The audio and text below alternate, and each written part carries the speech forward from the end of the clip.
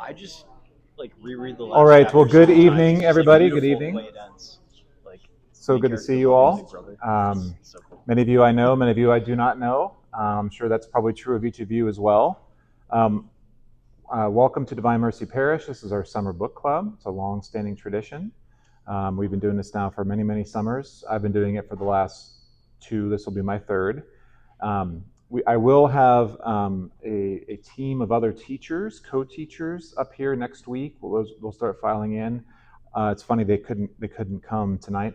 Literally all of them could not come, which is fine. So we're gonna have some introductory time tonight. I'll speak to the theme that we've chosen, the books that we've chosen, why we've chosen them, a little context and sort of guidance for how to engage those books, and the topic of utopia and dystopia. Anybody a fan of dystopian novels? I mean, I feel like it's just, they're so rich, they're so interesting. Yeah, I think we're fascinated by them for very good reason. We'll talk more about some of the history of that. And I'll just give you guys a moment to introduce yourselves to one another and to the room. But part of what this whole literature and Catholic imagination series is, this is the second time we're talking about that explicit theme of literature and Catholic imagination. But part of it is motivated by, or largely it's motivated by, just asking the question, what does it mean how do we as Catholics, if you're Catholic, if you're not Catholic, but obviously you're at a Catholic parish hall right now, but how do we as Catholics read literature, and how do we write literature? As for the writing of literature, last summer we read Flannery O'Connor and we read The Hobbit from J.R.R. Tolkien. Both of those authors were Catholic. This summer we're reading all non-Catholic authors. One is an agnostic, Lois Lowry, she's still alive. One is one is passed, and who was a baptized, I believe, but lapsed Catholic, Cormac McCarthy. And then the third is C.S. Lewis, who was a high church Anglican, who I'd like to believe would probably have been Catholic in this day and age. But anyway, so those were our three authors. We'll say a bit more about them in due course. But part of what we're doing for this summer series is sort of asking the question, how is it that we as Catholics engage literature, whether they're written by Catholics or not? How do we think about the worlds that are represented in literature? How do we think about our own worldview and how that influences the way we interpret these books, these other worlds, the way we enter these other worlds? How is it that we can winsomely engage with literature, no matter who's written it and from where, right? No matter what worldview it comes from. Fundamentally, one of the convictions that I believe a Catholic has, and this is borne out in the tradition, this is borne out in your catechism, is that the Catholic is a big C Catholic and a small c Catholic. The big C Catholic, of course, is like we're Christians of a Catholic sort, that is to say universal. The word Catholic means according to the whole. So we recognize that there's the whole faith once for all delivered to all the saints, and there is that faith which has been believed at all times and all places by all persons who are Christian. But also there's a second kind of small c Catholic sense, which is more general and generous, which is to say we have Catholic tastes, right? When we can read, there is good literature that is not written by Catholics. There is sometimes better literature that is not written by Catholics, right? Just because one is a Catholic doesn't mean that you've been imbued with all the gifts of like the human ingenuity, right? The human genius or something.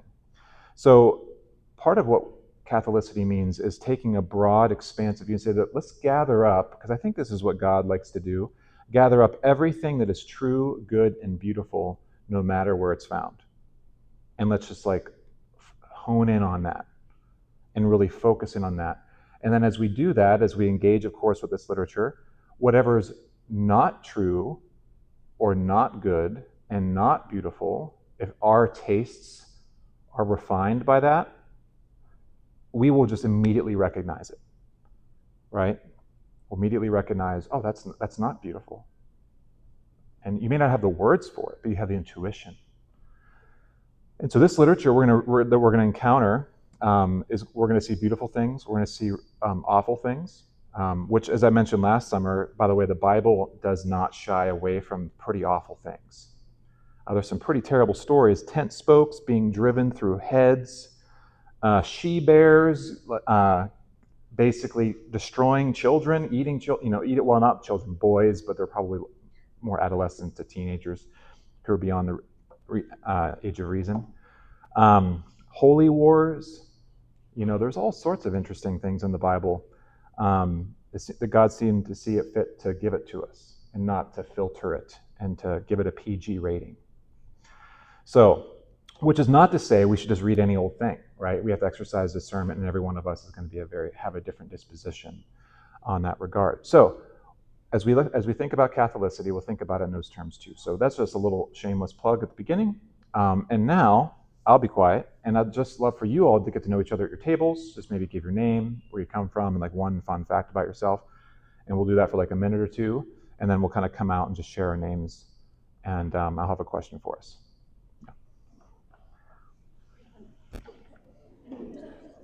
Kind of needed some introductions, but Thomas, worked in Madison about a year, originally from Iowa. I'm a civil engineer. Cedar Rapids area? Okay. I have a friend who lives there now, like doing computer science stuff. Okay, Yeah. nice. Yeah. Went to undergrad here on American Medical School. Originally from Green Bay, Wisconsin. Is that everything? With fun fact? Is that what you're saying? Sure. Fun fact. I've been training for half marathon. That's Alright. I'm Alyssa. I've been here for almost 3 years. My fun fact. I am on track to read 101 books this year. Wow. One more than last year. This helps. It's nice and short. impressive. Yeah, my name's Paul. I'm a coordinator for the cardiology fellowship program at UW-Madison. And I've been coming here about 4 years. And interesting fact is nothing really spectacular. Hiking at Devil's Lake. I'm Austin. I've been here about a year.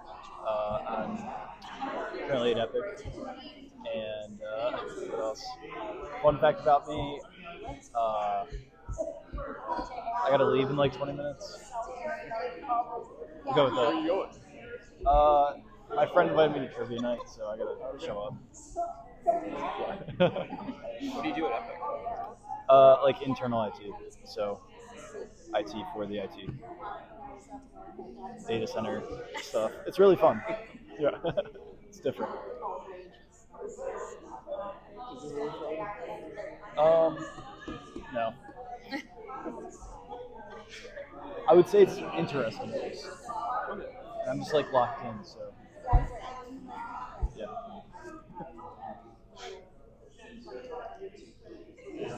So, Alyssa, 101 books this year. That's like what the read-through nowadays. It includes audiobooks because I'm a cheater. Okay. I mean, I feel like, I count it, and it's a hot take. I don't know that that's a particularly hot take. You'd be surprised. It is. Yeah. I mean, I have a little I brother. think if you only do audiobooks, it doesn't count. But if you do both, then you can. Okay. I don't know if I agree with that. That's all right. That's cool. That's the hot take. I tried audiobooks and I can't do it because like I just like space out. I don't know. Yeah. I need to be like locked in on the paper book, Sure. But to each their own. I do feel like it's a different experience. I do like the sitting down with the physical book. That being said, I have a little brother who's reasonably dyslexic, and so just like he will not sit down and read a book. Like that's just not pleasant for him. So like he reads books by listening to audio. You know? I feel like that's an extenuating circumstance. I don't know. What do they say? Everyone's a little dyslexic. It's just okay, that's still impressive. Thanks. Should we do an AI question? What do you have in mind? I get real confused unless you guys are on the same page as me about it. It's not a good way to start. Let's have some strong opinions. He's been at the sharp end of that one. What do you think about AI, Paul? Well, Hot takes. I actually use it a lot with my line of work. So, how about engineers? Do you guys use it a lot too? Yeah, and it's if you use it. Oh, Epic. I'm sorry. Of course. I shouldn't make any AI jokes. Yeah, you guys are like centerpiece. Yeah, if you use it improperly, you become really stupid. But if you use it right, I think that it is a useful tool. But they're very pro AI there, so just gotta live with It's it. not related to AI. Okay, everybody.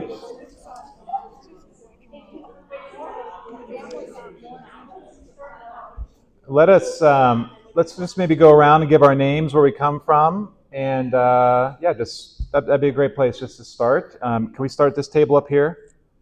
Just names of where you come from, and maybe just one little quick fun fact about yourself. My name is Molly. I'm from Verona, and my fun fact is I grew up on a what? Hobby. Yeah, so we'll have to speak up because it's actually, let's pass the mic around. My name is Molly. I'm from Verona, and my fun fact is I grew up on a hobby farm.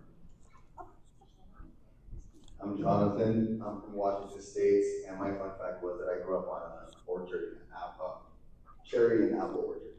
Oh, that's nice. I am Liliana. I am from Colombia, and what do you say? That's the fun. I am from Colombia. I just speak Spanish. I'm Mary, and I'm Richard from Fond du Lac, and I guess my fun fact is that I had twins. My name is Rachel. I am from Pittsburgh, but I was born in Lakota, Indiana, population 4,500. My name is Trisha, and I'm in Pittsburgh now. And fun fact is that I was born in Los Alamos, New Mexico. Summer City. Wow. My name is Suzanne. I grew up in a not real exotic place, Jefferson, Wisconsin, but we think it's exotic. And my fun fact is I was just telling them I became a great grandma on December 25th. All right. 25. Congratulations. That's nothing to do with me, really, but all you can make up. Yes. Yeah. Nice stuff. What does he say in the book? I'm Nancy Fredericks. I live in Madison, and my fun fact is I was raised in Ellsworth, Wisconsin, home of the cheese curds. Really? I'm Tony, and I live in Middleton. And the fun fact, I'll share it with Nancy. Nancy and I are going on July 4th to celebrate 250 years. We're flying to Portland, Maine, and going up to Bar Harbor, taking a schooner, and all that good stuff. Bahaba. Yeah. Kathy Schneider from Verona, and I grew up on a dairy farm just about 5 miles from here in Pittsburgh. Nice. Yeah, my name is Paul Westerman, and I'm from Middleton. But an interesting fact is I was born in Chicago, Illinois. I'm Austin. I'm living in West Madison, and fun fact, I'm from Ohio. I love Ohio. IO. I'm Thomas. I'm originally from Iowa, and I don't know how exceptional or unique this is in Catholic circles, but my fun fact is I'm one of 8 kids. Nice. One of 8 kids. I'm Brooke. I'm from Green Bay, Wisconsin, and my fun fact is I'm a Cubs fan despite being born and raised. Ah, yeah. My dad's from Chicago. Ah. I'm Armani. I'm from Boston, Boston, and my fun fact is I was born in Nepal. Nice. I'm Ryan. I was born in Chicago, Illinois, and my fun fact is I used to be in a rock band until kids came and destroyed our rock future. My name's Debbie. I'm from 5 people that are born and bred in Madison. My name is Paul Wagner. I'm from Portland, Oregon, and I've visited all 50 states. My name is Douglas Wagner, and I was born in Madison, Wisconsin, and I'm the oldest of 5 kids. Hello, Karen Siegel, originally from Chicago, one of them, so only beat by one. And it wasn't me, it was my parents, right? Yeah, right. Yeah. So that's fun, but now Madison, so been here for 3 years, love it. My name is Caroline. I live in Fitchburg, Wisconsin. I've lived there for about 10 years. I came here from the New York City area. I'm originally from the Boston area. I'm here in Boston and a couple of other places. And fun fact, actually this month, I'm working on a master's degree in religious studies from Missouri State University in Pittsburgh, where I've been once. Okay, all right. I'm Jan Tuccinetti, and I grew up in Connecticut, 48 miles from Manhattan. You take the train at the bottom of the street right in the city. And then I lived in Boston for 3 years at Beacon Street in Mass Ave, so right Boston, right across from Charles. and then I moved to Wisconsin to study history. Met my husband, been here ever since, and I was 74. I'm Audrey Klinkle. I'm from Nebraska, but I've been living here for 25 years, so I guess I'm from here. Fun fact is I once walked the entire length of West Town Mall with a pair of underwear on my head. Nice. That wins. That wins. I'm Erica Ortega, and I live southwest corner of Lincoln. And fun fact is I am a twin. I have a twin brother, and we've been asked like a dozen times where I tend to go. We are not.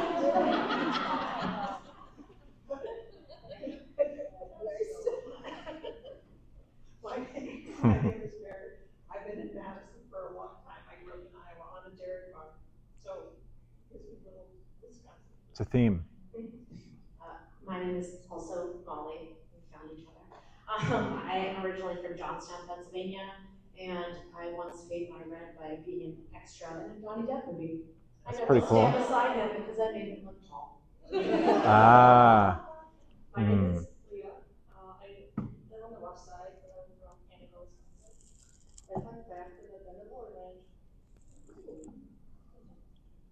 My name is Paul. I live in Wisconsin, and Madison, Wisconsin, and I just moved here. My fun fact is I just moved here from Atlanta.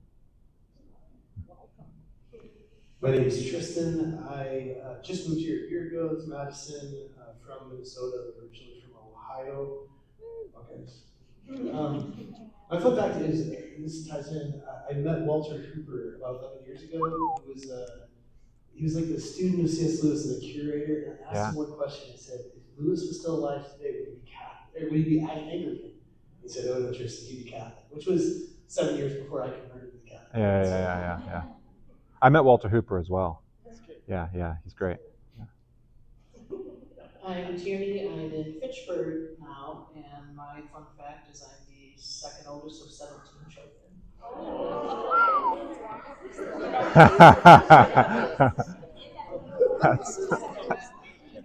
That is. I know we missed you guys. I'm Gabe.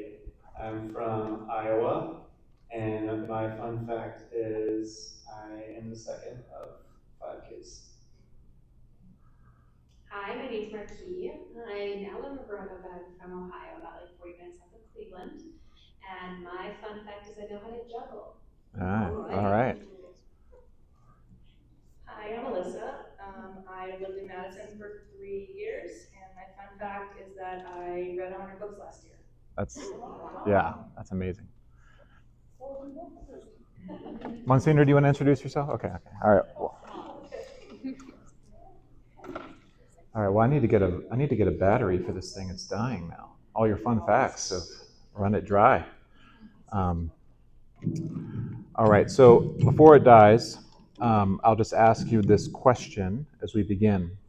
If you have this handout, this one-page handout, You'll see I have a number of introductory questions. We'll start with the first one at your tables. When you hear the phrase, the end of the world, what does that mean to you? What ideas, images, or possible circumstances does it conjure up in you? So that's the first question. Take it away.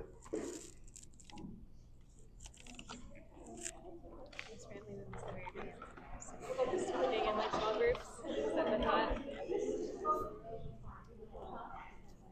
I thought of Chicken Little. Like the sky is falling, but like death. But like worse. Yeah. Something like that. That's probably what I'm thinking. Like the end of the world in my mind is very like negative connotation. I feel like it makes me think about the Book of Eli. Is that Will Smith? I haven't watched that movie in forever. I'm not familiar, no. I think it's Will Smith, and it's like the end of the world, but like he's trying to like recreate the Bible, but I just have like scenes of this movie. What movie? Book of Eli. But also Mad Max. Kind of the same type of vibe. Actually, not at all. It's just like very like desert, broken down houses and stuff. Reminds me of New Mexico. I'm from New Mexico. And that's your end of the world. Yeah, that's why I'm here.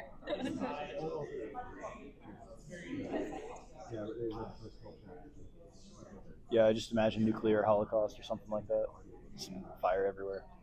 That's about it. A lot of rocks. Yeah. Not a lot of green.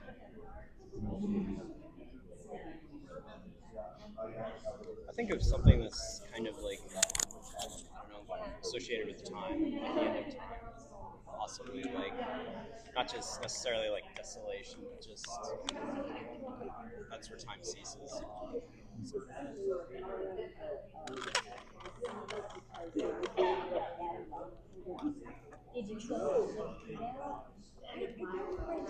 I think, yeah, for myself, I also kind of feel that like end of time, like Christ coming on the clouds of heaven sort of thing. Something we're just kind of like reflecting on as we were talking here that I think is interesting is I think All right. you were the one who said, like, So those first questions, how'd that go? but like, what about like Jesus talking like, you know? When you hear the phrase "the end of the world," what does that conjure up in you? Just volunteer. Right. Just throw that out there. It's negative necessarily.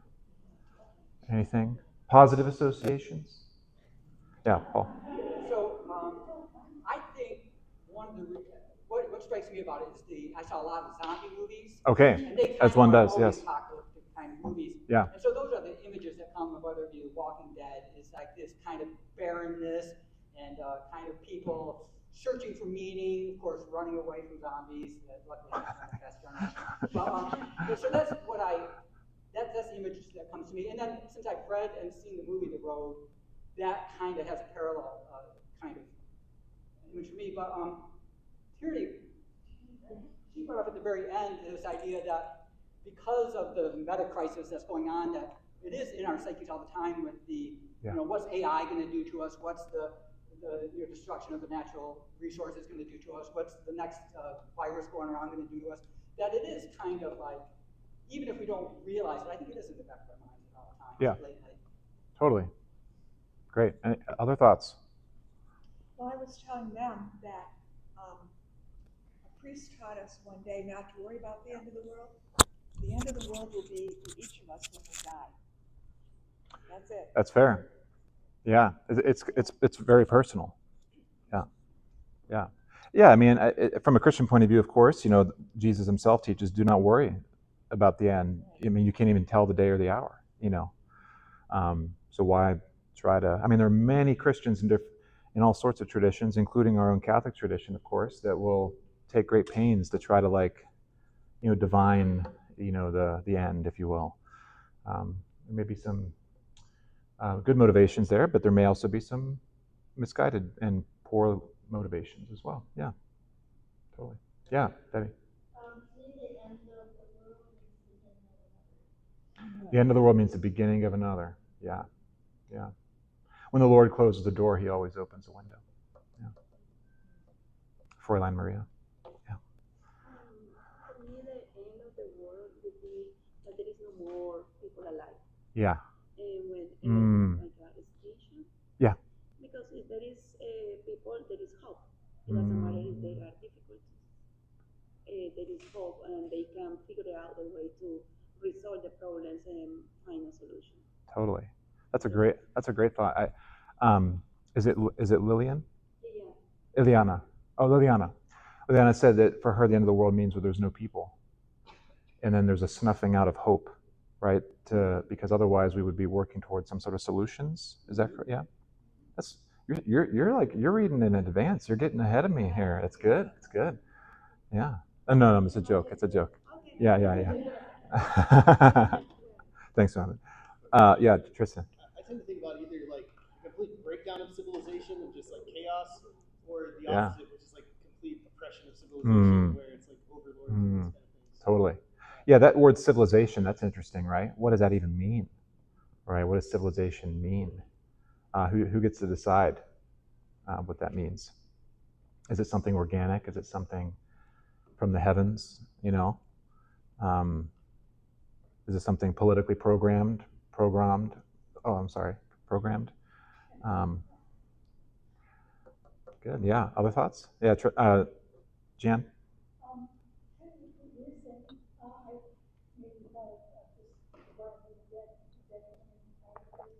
Yeah. A more expressly Christian vision of the resurrection, right? Yeah. Totally.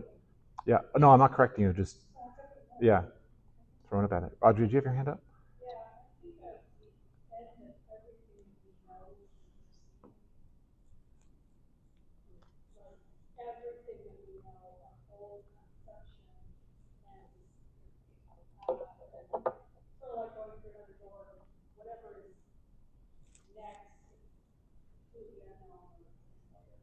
Totally.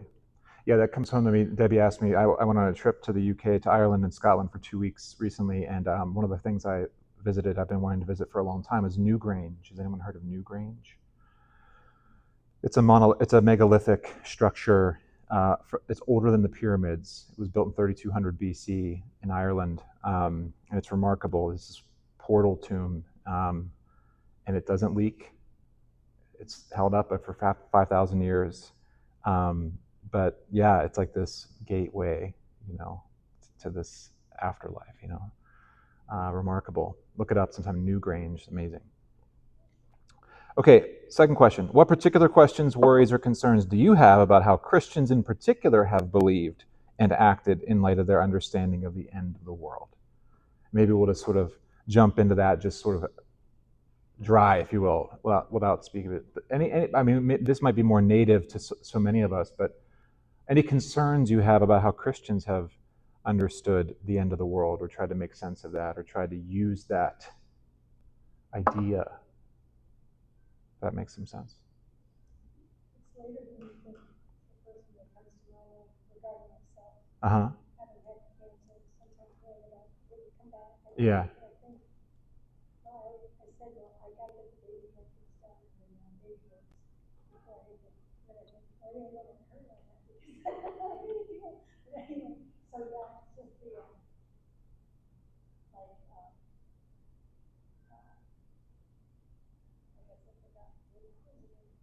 That's all right. I guess, yeah, you said it's coming sooner than you think? Okay, yeah. Yeah. Yeah. Okay, sure. So, sure. Yeah, so part one kernel of what I think you said that especially relates to the question, I think, is it would be easy sometimes for Christians, because they think they're saved, to just rest on their laurels and to think, well, I'm a Christian, I'm saved. Like, I know that's not exactly what you said, but you suggested something to that end, potentially, I thought I heard. But anyway, Jesus himself teaches, when or John the Baptist teaches, when the Pharisees come, there's an equivalence here, right? When the Pharisees come for baptism or to investigate what John's doing in the River Jordan, he says to the Pharisees, don't presume to say to yourselves, we are sons of Abraham, right? In other words, we're the elect people of God, right? Don't presume, right? All the Israelites in the Old Testament, so many of them, they had to be corrected by the prophets, but they just presumed, oh, we're fine. The end of the world's, the end of the nations are going to come, but we're going to be fine. We've got the temple. It's so great. And, Jeremiah said, you can't, just because you have the temple, that doesn't mean anything. God will destroy the temple. So, other thoughts on how this question is asking, like, how particularly how do Christians sometimes have concerning ideas about the end of the world, or like troublesome ideas about the end of the world? Yeah, Paul. So I once went to a church I belonged to, and I lived in Fulton, New York. There's a small little church there. Yeah. And the meeting that we had was about Book of Revelations, and they were interpreting like, oh, the red. There was something about the color red, and like, oh, this is it's Russia. And they were kind of making these predictions. Yeah. All I could think of was, I think you mentioned it, it's like, Jesus says we're not going to know. Yeah. And they were I felt like they were trying to indoctrinate me. I felt like they were being a little bit arrogant. I think we need more humility. But that's when you talk about being concerned. I remember sitting there, I was like, you guys got to read more of the Bible where it says have some humility and recognize that we don't know what's coming. Yeah. So, that's the big thing that concerned me. And I've seen it a few times in the past on television, but the time I was there, it really stuck. Totally. Yeah, there are traditions in the larger Christian world that would, this is largely an American phenomenon, that would like to interpret the Bible with a newspaper side by side, and they would like to see the locusts as Apache helicopters, and the sort of literalist interpretation, or the red dragon or whatever is like China or Russia, and so on. There's the Book of Revelation. We'll talk about it a little bit tonight. Jonathan, yeah. Yeah, one aspect of this question, I was thinking more about this evangelizing. I think I've just seen in circles I've run in that I think we tend to be like, oh my gosh, like Christ will come tomorrow, like I need to like save all my friends. But I think we kind of get blinded by that, and we get like the means by which God gives us salvation. So like, I'm gonna become that person's friend solely because I want them to like become Christian. So like they don't really invest in it. They're like, oh, totally. Like, I've met friends like they'll become friends with somebody, they don't like go to church with them, and then they'll just stop being a friend. Yep. Like, well, it's not worth my time anymore. Yep. We gotta go. And totally. I think we're like lacking in actually, like I said, like we forget the way God actually brings people to salvation. Totally. Yeah. Now. Yeah. Yeah, that raises a good implication. Are people worth? Do people have value and worth or dignity but only because of their potential for conversion? No matter what your ideas of conversion are, right? Or is there something actually that is a precursor to that? Because if we're just seeing people like, oh, that's a potential convert, right? And that's the only lens we see them through, right? Then we've forgotten something primordial, something that precedes their potential for conversion, right? So that's a great point. Yeah, Tierney? I think coming out of a similar tradition, it's like kind of apocalyptic, or at least being adjacent to some of them. Yeah, it might motivate like immediate evangelism, but it seems to like lead to passivity in most other things, like building long term, because it's like, well, it's imminent. Like we're only here for a few short years. So let's not build anything, or he's coming back, and so I think it can lead to a real futility and passivity when it comes to looking at culture in the future. Totally. Or weird bunkers. Or it could build weird bunkers. Yeah. Tierney? I have questions and now concerns about coming from a different Christian background before entering the church. Yeah. You see a lot of overlap in the politics and theology. Totally. A particular understanding of theology and Yeah. view of the end of the world. That, at least in my denomination, there's a push towards getting involved in geopolitics and trying to help bring about what you believe the end of the world is going to be. Yep.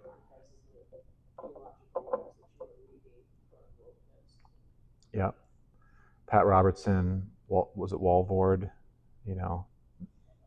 Those folks. Yeah, Liliana. I understand the end of the world like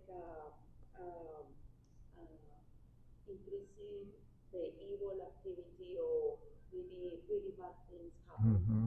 then I would be worried about the persecution. Oh, sure. That is something that the book is avoiding, not suffering. Yeah. That would be my concern. Yeah. Worries of persecution and the like are certainly anybody's concern. I mean, Christians of all people of all religious and non-religious, for example. That's an interesting point for sure. There's a psychological weight. Yeah. Please do. Yeah. There's a wonderful book out there called Discipleship on the Edge by a man named Daryl Johnson. He's not Catholic. He's a strong Christian. And his whole, he's taught on Revelation for 25, 30 years in college. And he wrote this book. And his whole thrust is, don't worry about all the imagery. I mean, he goes into what some of it might mean, but he doesn't ever pin that down. The important thing is, as Christians, what we need to be doing is discipling. Sure. You said something about, we don't just try to bring people in and then drop them. We walk along beside them. Sure. And so that's, as Christians, no matter how the world ends or what it's going to be, we need to be discipleship oriented. Totally. Yeah, I think we're going to talk a bit about that a little bit later tonight for sure. So the last two questions we'll take as a piece, right? How do you understand the meaning of utopia and dystopia, and what, if anything, do you think is the value of imagining and or reading about utopian or dystopian literature? So maybe take a moment to think about that. By the way, just to be really clear, there's no right or wrong answer in terms of like, this is just priming the pump. And, one of the things I always like to do in the context of larger teaching context is just to name, like, everyone's got an imposter syndrome. I have it, you have it, we've all got it. If I mention like Plato later, you might go like, oh, like Plato, I haven't read Plato, like, nor have I. I haven't read all of Plato. I've read some of Plato, So I haven't read all of Cormac McCarthy or all of C.S. Lewis or all of Lois Lowry. So anyway, just to be clear, like, notice that, and just, we're all, it's a good and safe space to just name what you don't know. Yeah. Anyway, utopia and dystopia. What, if anything, do you think is of value in imagining and or reading this kind of literature?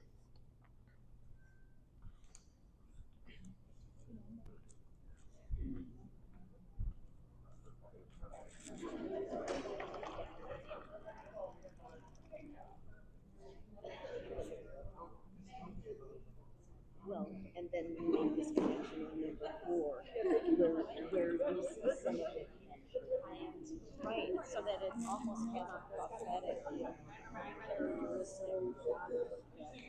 I just read that when everybody.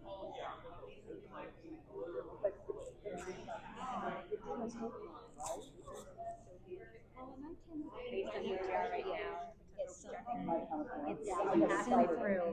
It's not that easy. I haven't finished it. I get like halfway through the book. It seems okay. Towards the negative or death, something. Utopian is an evolution of a society. So I didn't see either of them as end of the world. So I was like, yeah, they don't go together. What's that? Utopia, dystopian, end of the world. They're totally separate in my mind. Well, that's why I have an and. And then think, Yeah. well, how would we get there? Like, there's a disruption. There could be, if that's the evolution. Like, I know that the end of the world isn't now. It could be the next second, but it's not now. So the end of the world is a distance from us. And by what processes are we going to get there? Well, the processes going to have to do with how we understand now. And also with, like, are things going to get better? Are they going to get worse? So you can have it at ideas.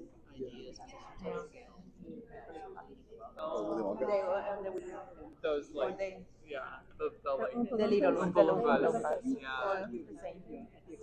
By the way, I was only joking. I was. Oh yeah. I joke a lot. Yes, It's a fault of mine. Yeah. Translate for me, because this man joke. I joke with him all the time. Yeah.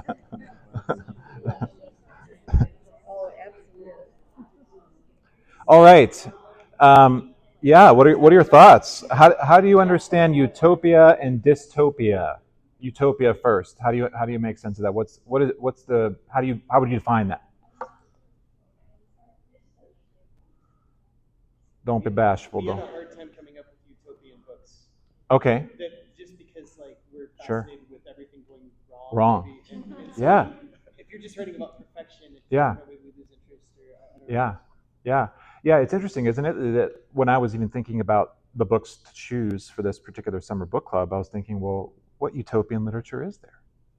You know, and The Giver, I do think, is trying to present a utopia, of course, but one big question might be like, does every utopia become a dystopia? Right? Yeah, I don't know. Yeah. Whoa, we've got some praise hands in the back. We've got some praise hands.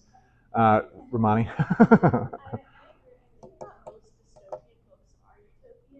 Hmm. At least, or their stories start with trying to create a Mm. utopia, unless there's, some of the books of like, nuclear fallout and Yeah. stuff like that. That's a bummer. Might not be, but a lot of things where you see genetic engineering, Yep. Brave New World. Yep. Yep. that falls into dystopia. The Giver, even if you look at Hunger Games, Yep. most people in the Hunger Games were having a terrible time. Yep. Capital was trying to create a utopia for itself. Yep. Yeah. Great. Yeah, Jen. I was just thinking, sorry, my mom but Yeah. 19th century utopia turned very dystopian. Sure. So I think of Margaret Fuller and Sure. Rockwell and all those great 19th century Yeah. folks, and they start out with great ideas of Yeah. a lot of things, but they never work. Branch Davidian compound, Jonestown are extreme examples. Mm-hmm. And I'm sure there's plenty of other little really communities. Yeah. That started out with great intentions, but Sure. things go wrong. That's a great point. Just to like bring it down to earth, right? Like in history, people have tried to create utopian communities, right? Yeah, 100%. And that raises the question: how are these utopian communities different from, say, republics or democratic government? Like we're going to celebrate our 250th anniversary. I took that to mean the nation, not you guys being friends. Yeah. Yeah. But where I grew up outside of Pittsburgh, we had the economy village. We had harmony. They were like Owenites. Like Robert Owen was this Scottish, utopist. Was trying to, but it was also, by the way, right around this industrial revolutionary turn. There was a lot of interesting things happening. Yeah. Yeah. Religious communities. Sure. Yeah. Yeah. And remember, Benedict tried to assassinate him. His community also did Benedict and he did monsters. Yeah. And there are many examples of this product that Totally. unfortunately. Absolutely. Something about human beings. Yeah, something about human beings. Yeah, we'll talk about that.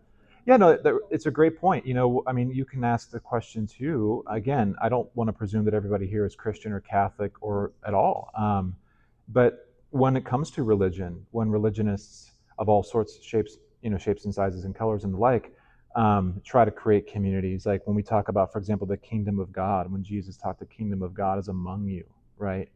Or the kingdom of God is coming, or Acts chapter 2, they had all things in common. They devoted themselves to the apostles' teaching, the breaking of bread, and the prayers, and they had all things in common, right?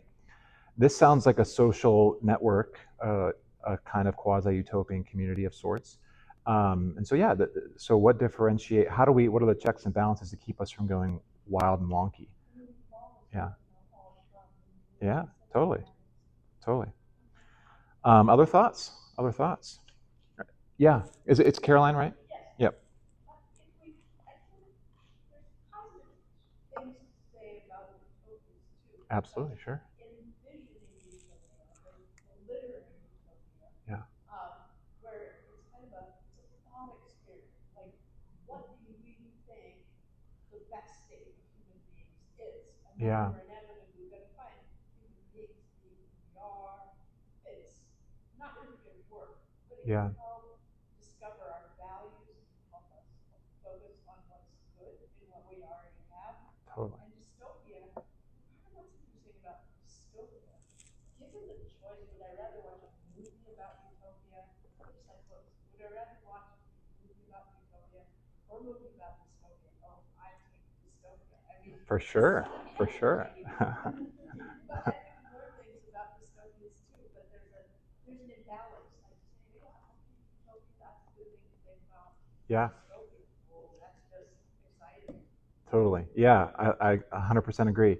And I think what you said at the beginning there about sort of utopian novels help us understand, or like thinking about utopia, dreaming about utopia, help us identify like what are our values, why are we doing this, our motivations, like what are we trying to fix, whatever it is. It reveals, it shows our cards, if you will, our sort of worldview cards. So yeah, we're gonna get into that too, for sure. Well, let's get into it now, shall we? If we want to take a quick break, get a coffee or something, by all means. We're gonna transition to some other stuff. But if you want to stand up, It seems like all politicians, they're always like pushing towards utopian principles. That's their stock and trade. That is their stock and trade, and they've got us do something, and I don't think they really believe it. But it's all a lie. Yeah. They know it's not possible.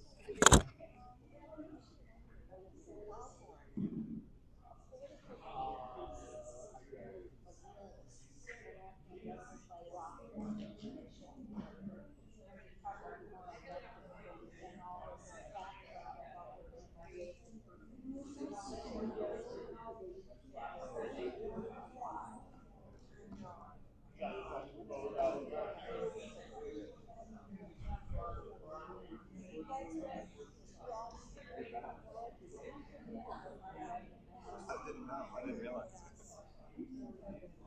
It's good. Good to be fit.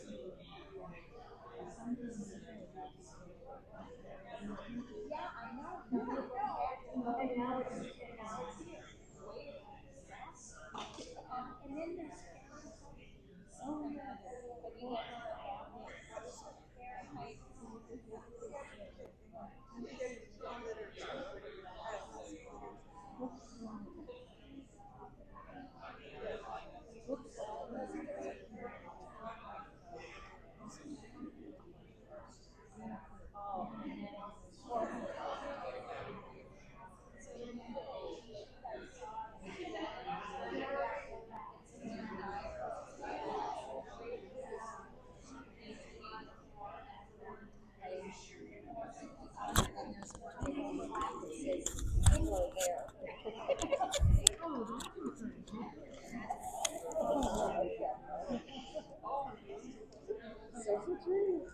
I have t-shirts. Did you wear it? I got one online.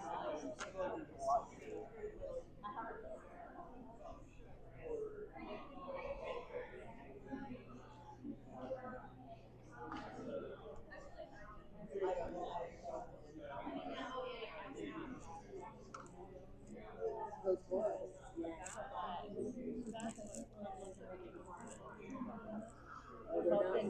I'm telling you that right now. Did your kids read those books? My children? No. Did your kids read it? I'm sure they read this.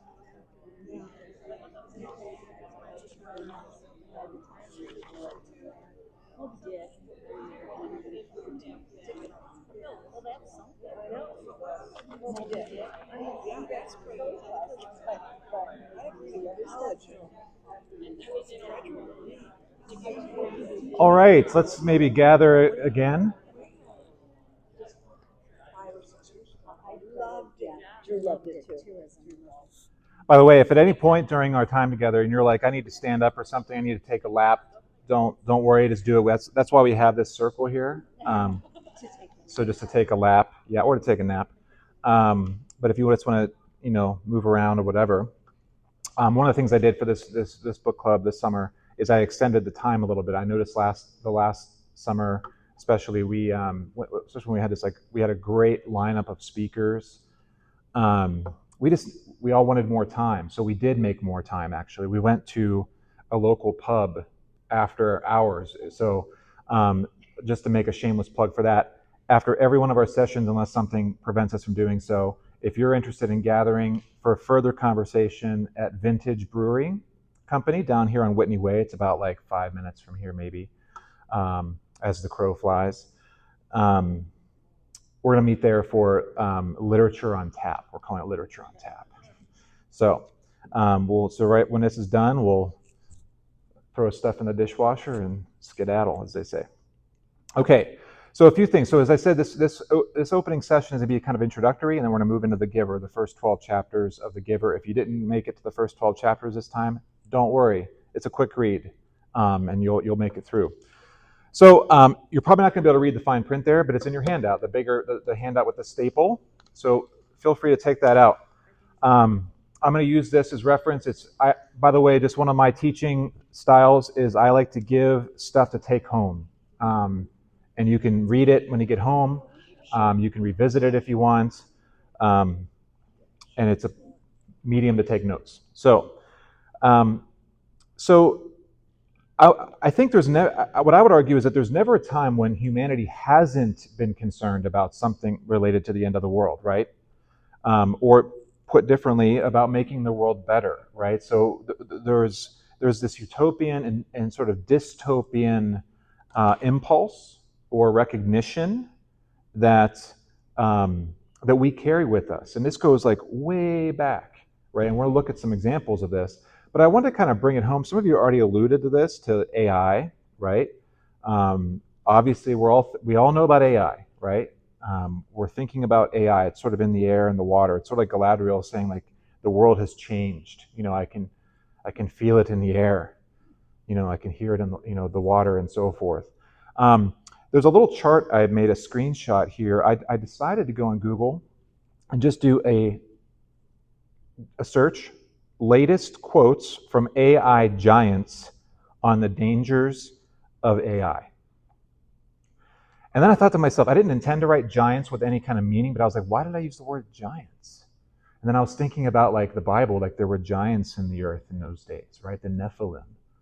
Are these like technological Nephilim, of our time? Anyway, you can see here just this is the first little paragraph. AI industry leaders increasingly warn that recursive self-improvement, rogue agents, and massive power concentration pose severe civilizational risks. Top executives have quantified these dangers and stressed the need for strict guardrails, highlighting the tension between rapid innovation and humanity's safety. The CEO of Anthropic, one of them at least, is Dario Armodi. Humanity is about to be handed almost unimaginable power, and it is deeply unclear whether we possess the maturity to wield it. Right? I'm thinking of like Uncle Ben, with great power comes great responsibility, right? But that word maturity is an interesting word, right? I think he is also on the record apparently of saying, I think there's a 25% chance things go really, really badly. It's like, wow, that's not, insignificant. We are considerably closer to real danger in 2026 than we were in 2023. The unintended consequences of AI models that do not adhere to stringent safety standards pose a threat to public safety. Sam Altman, CEO of OpenAI, said AI will probably most likely lead to the end of the world, but in the meantime, there'll be great companies created. It's like, okay. That's great, I guess. I don't know. I guess it's a capitalist's dream. Meanwhile, they probably have the money to make the kinds of bunkers to survive the end of the world, so. On the existential threat, a misaligned superintelligent AGI could cause grievous harm to the world. An autocratic regime with a decisive superintelligence could do that too. Mitigating the risk of extinction, that was the word, right, earlier spoken, from AI should be a global priority alongside other societal scale risks such as pandemics and nuclear war, right? Think back to like if you're old enough to have lived through the Cold War, the nuclear bomb, and the Kennedy presidency and so forth, all of the language and the rhetoric around that time, right? Dennis Hassabis of Google DeepMind, in an interview on the scale of AI societal transformation, it's going to be 10 times bigger than the Industrial Revolution and maybe 10 times faster. That's like frightening, right? That's crazy. By the way, Catholic social teaching, which obviously has like roots and seeds all the way back to like the Old New Testaments and forward, but one of the modern understanding of Catholic social teaching emerges as a response largely to the Industrial Revolution, right? And so the way Catholics think about morality, ethics, ecology, the social good, the common good, all these things are largely, as is often the case in the history of the church, a response to something bad, right? How do we respond to this? How do we bring clarity and charity? I just so happened to see the live feed of Elon Musk on the day that the initial offerings were made for SpaceX going public. By the way, I'm fascinated by SpaceX. Like when I see those rockets go up and then come down with like the little chopsticks, I'm like, what is happening? It's like, wow, it's like crazy. Like, it's like The Martian and Interstellar. It's real, which I think are great movies. But Elon Musk said, look, we're probably going to fail, but we should give it a try, because if there's not a new company that enters space, we will never be a truly space-faring civilization. The other aerospace companies, they build good rockets and everything. They were simply not pursuing the technology that's necessary to make life multi-planetary, to make Star Trek, to make the exciting science futures that we've read about real. And that's what SpaceX is all about, is to take the fiction out of science fiction and create an exciting, inspiring future for everyone. We want to be able to take anyone who wants to go to the moon, anyone who wants to go to Mars, or anywhere in the solar system, and maybe beyond the solar system at some point. We want to be able to take you there. Not just a few astronauts, he said. I mean, literally, you. If you watch, whoever you are watching this, SpaceX wants to be able to take you to the moon, take you to Mars, and ultimately beyond. And I'm confident at this point that with the incredible team that we have here, that we will do that for you, right? He said that on June 12th, right, of this month. So, by the way, this is what C.S. Lewis's space trilogy is kind of about, right? His so-called Ransom trilogy. We're reading one of those on our book club. So I'm going to try to transition this slide here. Maybe. It's all right. That's all right. We'll get to it. Anyway, so these kinds of things, the AI, the question of space travel, they elicit really, really big questions, right? The ultimate kinds of questions, and they go back to like your middle school literature class, like the who, what, when, where, why, and how kind of questions. But it asks the question like, well, if these things, I mean, if we're going to achieve space travel, how are we going to do this? Of course, we're already seeing how we're going to do it, but it raises questions about the means, technology, right? It raises questions about the manner in which we're going to achieve this through the use of natural resources, through the use of human power and intelligence and all the rest. But also raises like, who's doing this, and who are the figures? What are their interests?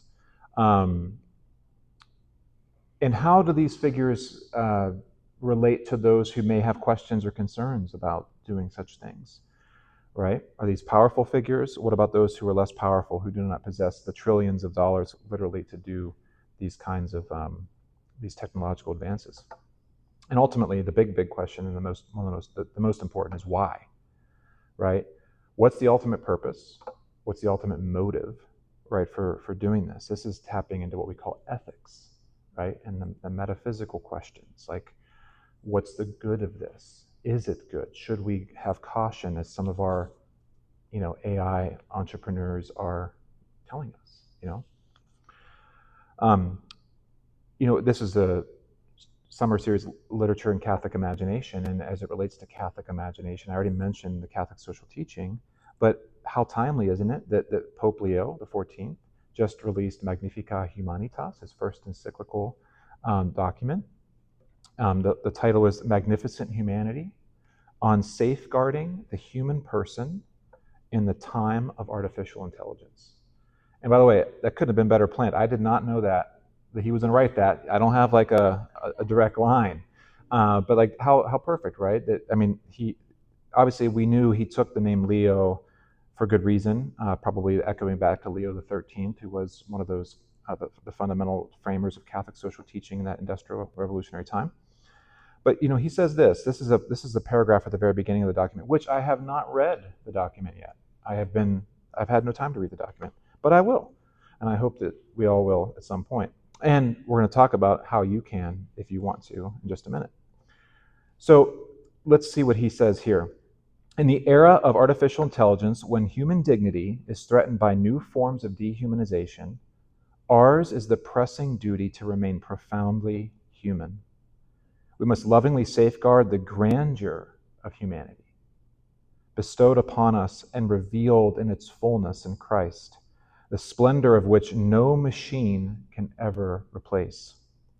True progress always stems from a heart open to others, an intelligence willing to listen, and a will that seeks what unites rather than what separates. I address this heartfelt appeal to all the Catholic faithful, to all Christians, and to all men and women of goodwill. Let us not be afraid to get our hands dirty on the construction site of our time. Like Nehemiah, the builder of the walls of Israel when they came back from exile, right? Ezra and Nehemiah were the great rebuilders. And by the way, in his encyclical, he frames two sort of opposing visions from the scriptures to illustrate kind of a building project, Nehemiah and the Tower of Babel. So he says, like Nehemiah, let us pray, plan wisely, and work preserving, placing God at the forefront of our actions and the human person at the center of our choices. Thus, the rejected stones, the poor, the sick, the migrants, and the least among us will become the cornerstone, and a solid, welcoming, common home will emerge on the earth, where love and faithfulness will finally meet, and righteousness and peace will embrace. This is the blessing we implore from God, and the task that stands before us is that of being builders of communion rather than architects of Babel. We are to be servants of the coming kingdom instead of lords of towers destined for ruin, which, by the way, this is like an allusion maybe to Saruman, right? Which he does cite Tolkien in his encyclical. I do know that, right? It's first time Tolkien's been cited in a papal encyclical. With the heart of a shepherd and a father, I ask everyone to abandon the construction of yet another Tower of Babel. Back in Genesis 12, if you want to read about the Tower of Babel. And to join forces in building up the common good so that humanity will never lose its beauty, and the world once again will come to recognize the human heart as the place where God desires to dwell. So Pope Leo is obviously writing this document. It's very timely, the focus being on the human person, the magnificence of the human person, as he said, the grandeur of the human person, the splendor of the human person. These are like beautiful words to describe who and what we are. And that's the other big question, like, what are we, right? We could talk about transhumanism. We have lots of people who are trying to live forever and avoid death, which is, of course, the last enemy to be destroyed is death, but under what means and by what cost? I just want to take a moment to plug Molly has a little bit of an announcement here about the encyclical. So we, the SMG Young Adults, are going to host a discussion group on the encyclical just because it's interesting. So it's open to everyone, to be a young adult. We would like to have a diverse group of people of all ages and all, you know, if you know a lot about AI, if you use it or if you don't, if you're a skeptic or if you're a supporter or whatever, we'd love to have everyone there. It's going to be here. The first meeting is going to be Wednesday, July 15th from 7 to 8:30 p.m.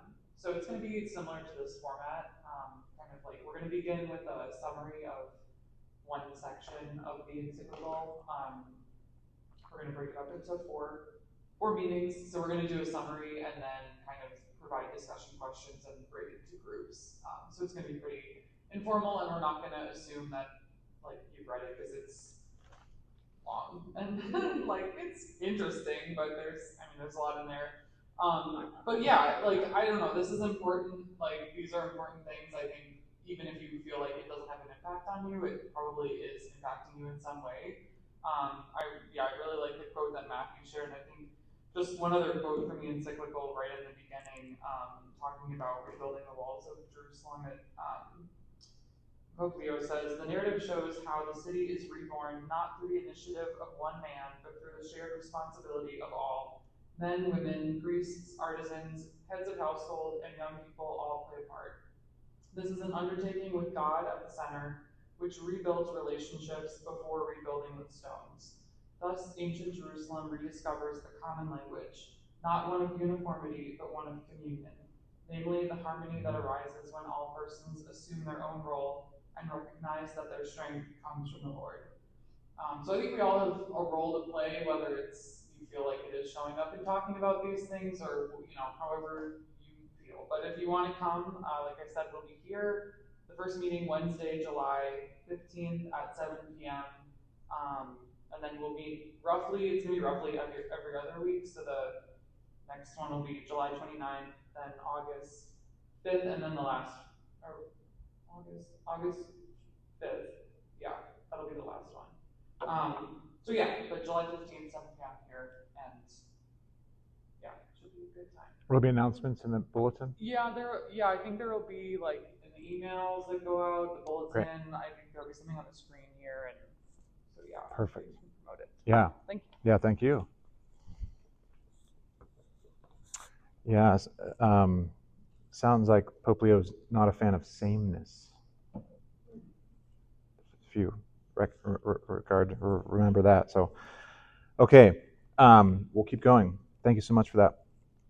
So, expressed in the archives of history, basically, is on page 2 now. But from Mesopotamia to the modern world, we've been very deeply concerned about the end of the world, right? We have tablets from like ancient Mesopotamia, from Assyria, from Babylon, that are talking about like maybe the end is coming. There's people always looking to the stars, right? Looking to the divine, if you will, to see the signs of the times. Or I think of the Magi who came and like noticed the star, who came to find Christ in his birth.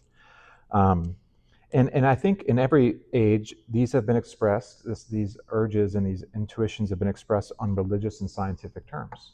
And one of the things I wanted to stress here is that, in the pre-modern world, in the ancient world, all the way up through, relatively recent history to early modern period, science and religion, or faith and science, and philosophy and all that were inseparable, right? You had natural philosophy, you had faith.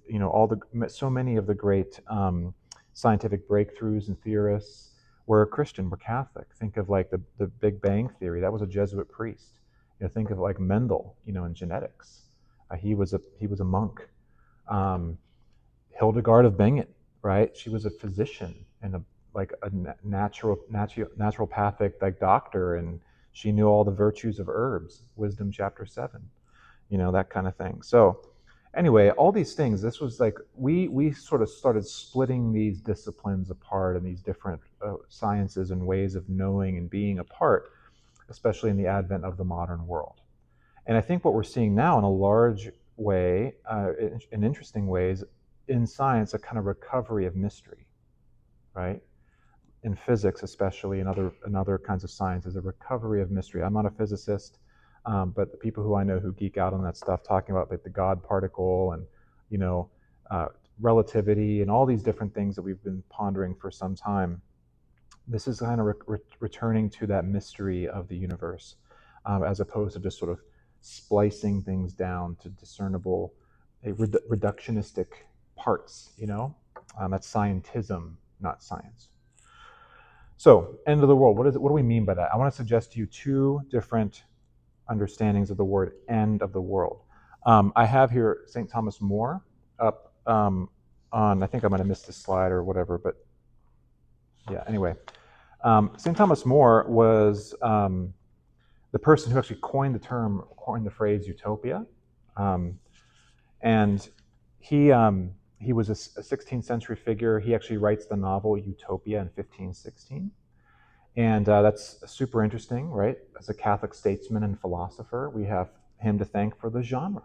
But we'll say more about that.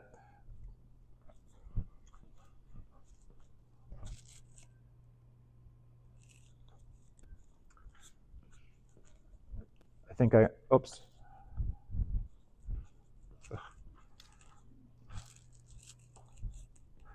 Getting ahead of myself. Okay, so the way I want us to think about the end of the world is in two ways. I think this may get to some of the person's questions in the back that I was eavesdropping on. I have two images here to represent this. The first is the cosmic cataclysm, right? Here's a meteor destroying the Earth, you know, the dinosaurs kind of thing. So when we think about the end of the world, very often maybe we think about zombies, maybe we think about meteors hitting the Earth, maybe we think about sort of biodiversity extinction, ecological collapse, right? Maybe we think about divine judgment, right? Those things, by the way, are not mutually exclusive. But that is certainly a way and an appropriate way to think about the end of the world, right? But I want to suggest that there's a second way to think about the end of the world, and I think it's related. And it has to do with it, and I use the David there, Michelangelo's David, as an example of this. By the way, look at the scale. That's a person apparently giving the David a massage. I don't know, but anyway, that's a massive sculpture, right? But you know, when you think about Michelangelo, when he saw the granite, you know, this is an analogy; it's probably overused.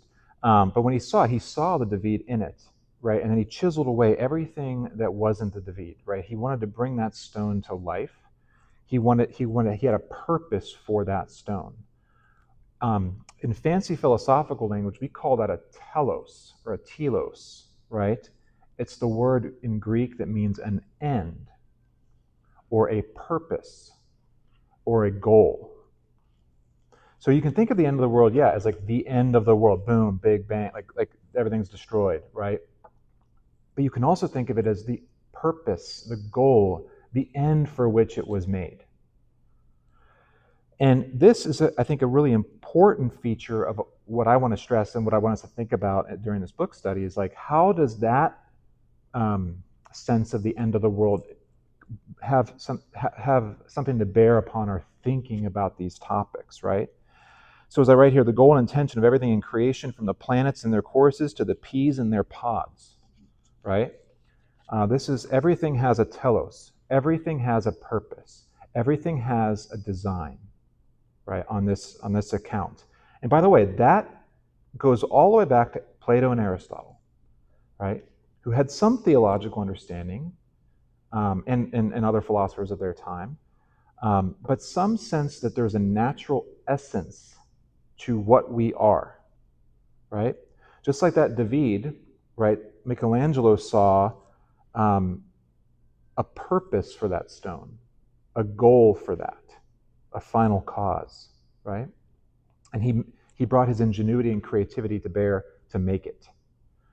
And so this other second sense of the end of the world is asking, well, what's the essence of the world and its creatures, including us?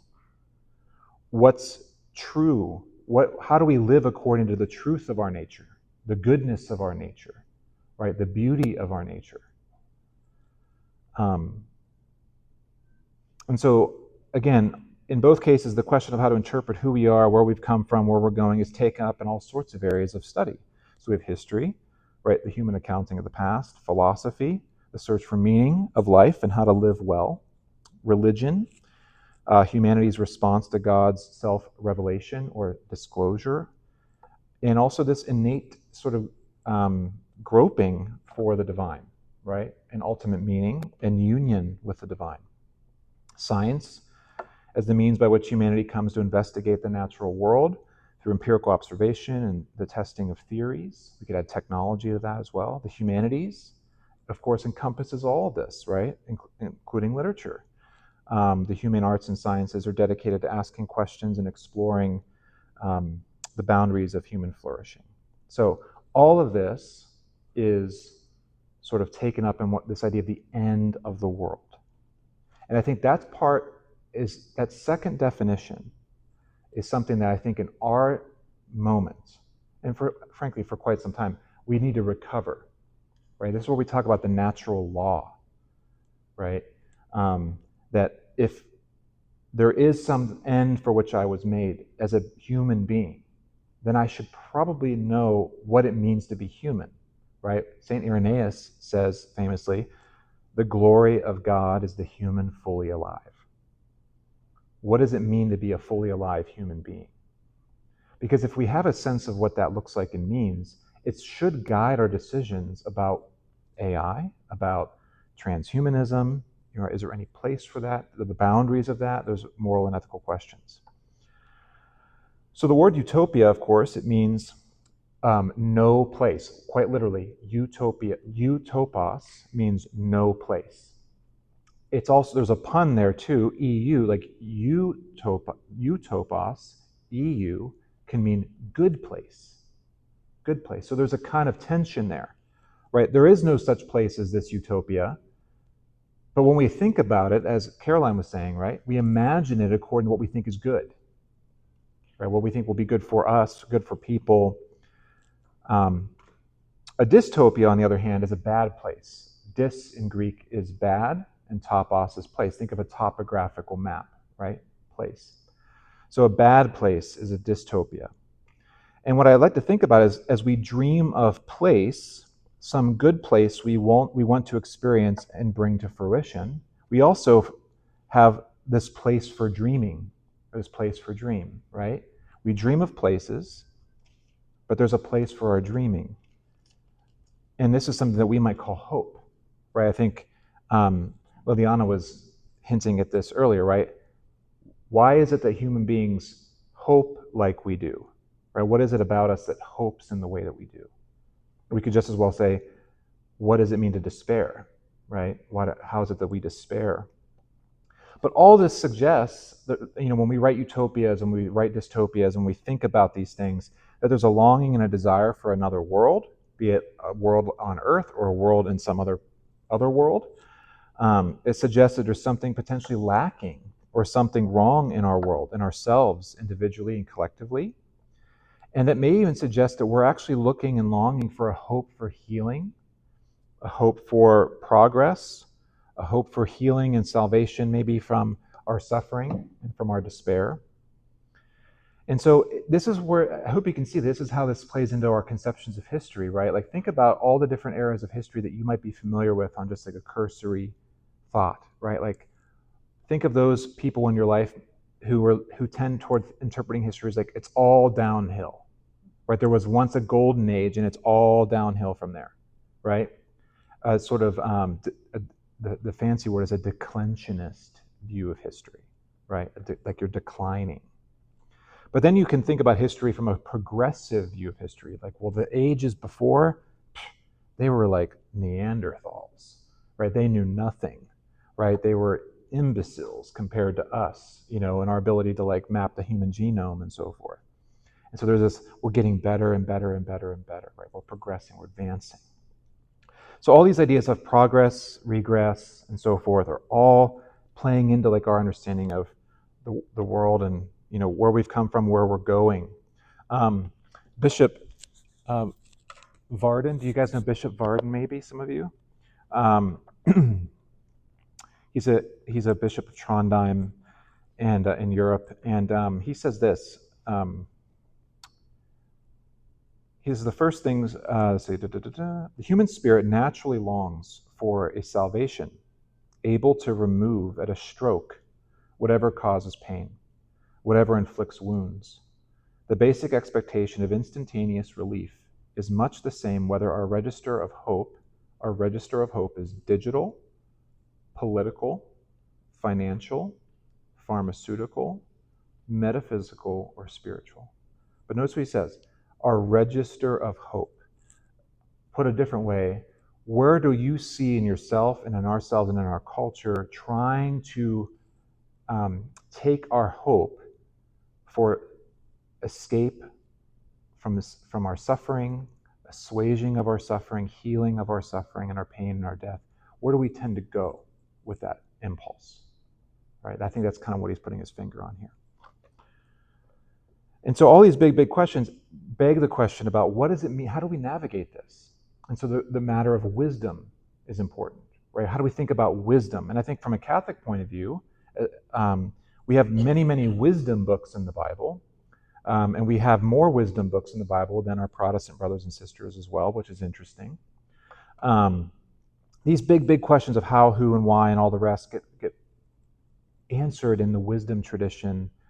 Of course, other texts too. But I won't read this quote to you, this chunky quote there underneath that section, but basically it goes back to what Caroline was saying, right?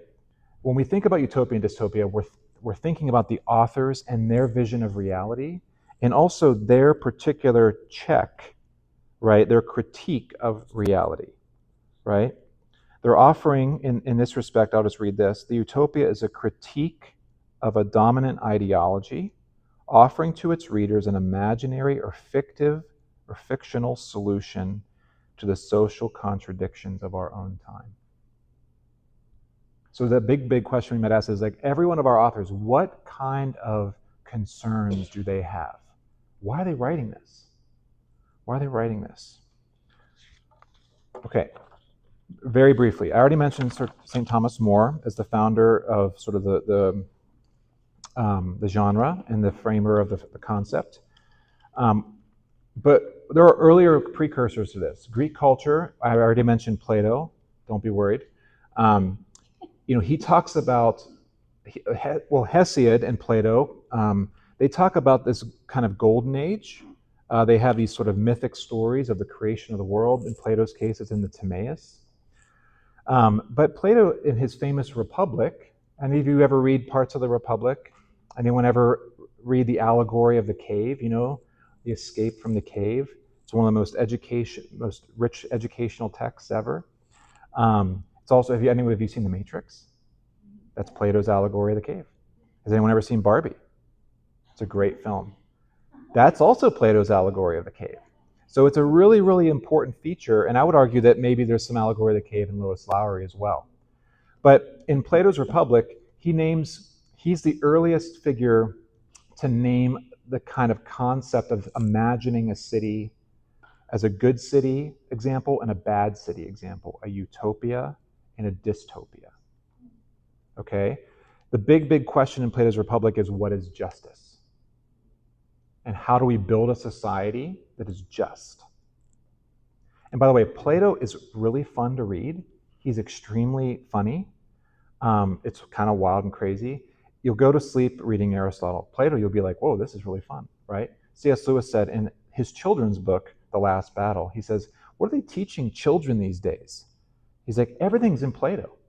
It's all in Plato. To children. So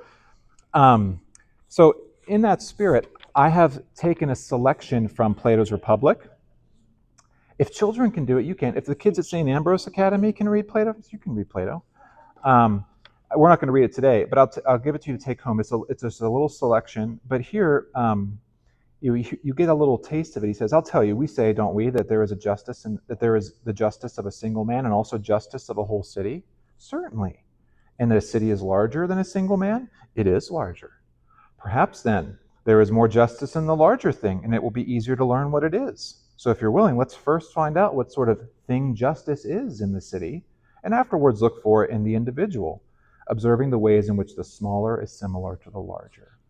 So the key to Plato in this Republic, if you want to know, is C.S. Lewis as the abolition of man.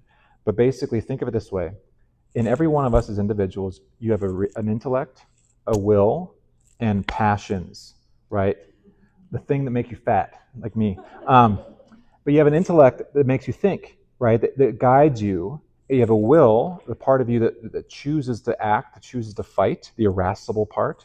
And you have passions, your base desires for like all these things. And then when this is inverted, when the passions lead, when your gut leads, right, your reason gets dumbed down and your will gets softened, and you can't be a human. And his point in the Republic is to say that happens in a large scale too. If the majority of the people of the city are living by their gut, by hedonism, right? By the way, your gut's good, right? It's good, but it has to be in order, an ordered love, if you will. So what he does in this little selection, he says, I'm going to paint a picture of a city. It's called the Callipolis. It's the beautiful city. And we're going to look at what that looks like. And one figure in the dialogue says, Socrates, sounds like it's a city of pigs. It's like they're just eating like greens, you know. It's like this like super crunchy city. And then the other city is the city with a fever. The city with a fever is super sick. It's ill. So the dystopia is a city with a fever, and the Callipolis is the city that's utopian. So you can just pass these around. Okay. So read that on your own time. It's good. But the Greeks didn't, have everything. The Hebrews did too, right? And we could just as well say the Hebrews are actually older in their conceptions of these ideas. Think about the creation of the world according to Genesis. What did God create? The whole world, and then he created what? The Garden of Eden, right? This lost garden, this lost world of sorts, right? Eden in Genesis. But then immediately on the heels of that in the biblical text, we have this promise of a different world that's going to come. It's going to emerge out of the ashes, so to speak, like a phoenix, And so in the Hebrew Bible, what the Israelites had, what we call the Old Testament, we have a story that is looking back to a sort of lost world, which, by the way, I would argue is not a golden age. Not a golden age. That's important because that's an accusation made against a lot of Christians. Eden was not a golden age. It was the beginning of something pure and good that was supposed to grow, right? But this new world then is going to be born out of that by God's grace, and the prophets tell us about that, right? The prophets tell us about that. So we have Eden and we have Babel, the attempt to build that world on our own, right? We have Jerusalem, how God builds a city. And then we have a new Jerusalem, a new heavens and new earth that's yet to come. And so in the biblical understanding, the Hebrew and Christian Bible, we have very clear imagery of an old world, so to speak, and a new world. And the thing in between, right, is sort of the groping after, or the longing for the fulfillment of that. Actually, if you jump down to the last section there, Catholic cosmological and moral vision. Cosmological is a fancy word for cosmos, right? Catholic cosmos and moral vision, imagination, right? Memory, myth, and remembering. We all exist between the primordial or the original blessing of the world. That's how the Catholic Catechism talks about it. This primeval fall into sin, and then the subsequent groanings of creation, of humanity, and groping for restoration and for remembrance. Remembering an old world, but also remembering, quite literally remembering, putting it back together again, right? A new world. And for us as Christians, of course, we believe that God is doing that in Jesus Christ, in the incarnation, his death and resurrection, what we call the Paschal mystery. And in his church, right, which on the day of Pentecost was gathered into one, and that as we just celebrated Pentecost Sunday, did you ever notice, by the way, that the Feast of Pentecost is the restoration and the reversal of Babel? All the nations that were named in Genesis 12 are named in Acts chapter 2. And those nations are gathered in one place. And rather than the confusion of languages, there's now the understanding of languages. And the way God works is like, I will unite the human race on my terms, right? Not on the terms of technology. and so forth. You can read about St. Paul in Acts 17, about sort of, he's here in Athens at the center of the city, speaking to them about their ideas of God, their sacred monuments. Think about all of our utopias, our utopian visions. How much of those are sacred monuments? And so forth. So, here we are. Any thoughts on that? I want to move into the book itself next, but any thoughts on that?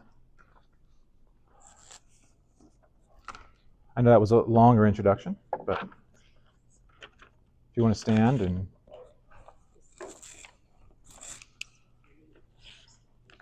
Okay, well, we'll just jump into the giver. I want to read a selection. How many of you have an introduction to the giver? I have his 20th anniversary. Listen to what, I don't know if you read introductions or prefaces. I like them because it's kind of nerdy, I guess. But it says this. Lois Lowry says, 20 years after The Giver was written, nothing prepared me for the reader's reactions. I had always received lots of letters from kids, frequently writing as a class assignment. One began, "This is a friendly letter." Over the years, of course, they have more often become emails. There's more still. But that didn't compare to the mail about The Giver. First of all, for the volume, the sheer number of them. Even now, 20 years later, this is 2013 she's writing, they still come, sometimes 50 or 60 in a day. But now the letter writers were different. Sure, many of them were still kids, but a startling number were much older. And the content was no longer the school assignment letter, the obligatory, "I thought this was a pretty good book." Instead, the letters were passionate. "This book has changed my life." Occasionally angry. "Jesus would be ashamed of you," one woman wrote. That's good. That's interesting. And sometimes startlingly personal. One couple wrote to me about their autistic selectively mute teenager who had recently spoken to them for the first time about The Giver, urging them to read it. A teacher from South Carolina wrote that the most disruptive, difficult student in her 8th grade class had called her at home on a no school day and begged her to read him the next chapter over the phone. A night watchman in an oil refinery wrote that he had happened on the book. It was lying on someone's desk while making his rounds. "I'm not a reader," he wrote, "but man, I'm glad I came to work tonight." A Trappist monk wrote to me and said he considered the book a sacred text. A man who had, as an adult, fled the cult in which he had been raised told me that his psychiatrist had recommended The Giver to him. Countless new parents have written to explain why their babies have been named Gabriel. A teacher in rural China sent me a photograph of beaming students holding up their copies of the book. Notice rural China. The FBI took an interest in the 200-page vaguely threatening letter sent by a man who insisted that he was actually the giver and advised me not to go near the city where he lived. A teenage girl wrote that she had been considering suicide until she read The Giver. Wow. One young man wrote a proposal of marriage to his girlfriend inside the book and gave it to her. She said yes. But a woman told me in a letter that I was clearly a disturbed person and she hoped I would get some help. That's a lot of reaction from a variety of different persons and different responses. What do you think, based on what you've read of the book so far? Why do you get a sense of why those kinds of reactions are what they are? For those of you who've read that, how can you begin to account for the reader's response to that? Any thoughts on that? Yeah. Your name again? Erica. Yeah.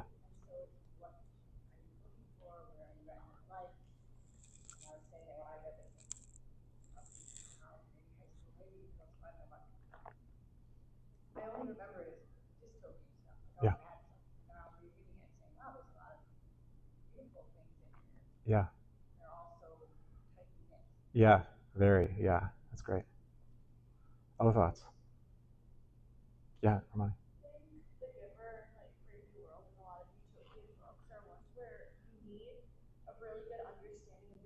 principles to know why you're uncomfortable, to justify why you're uncomfortable with the things that happen in the book.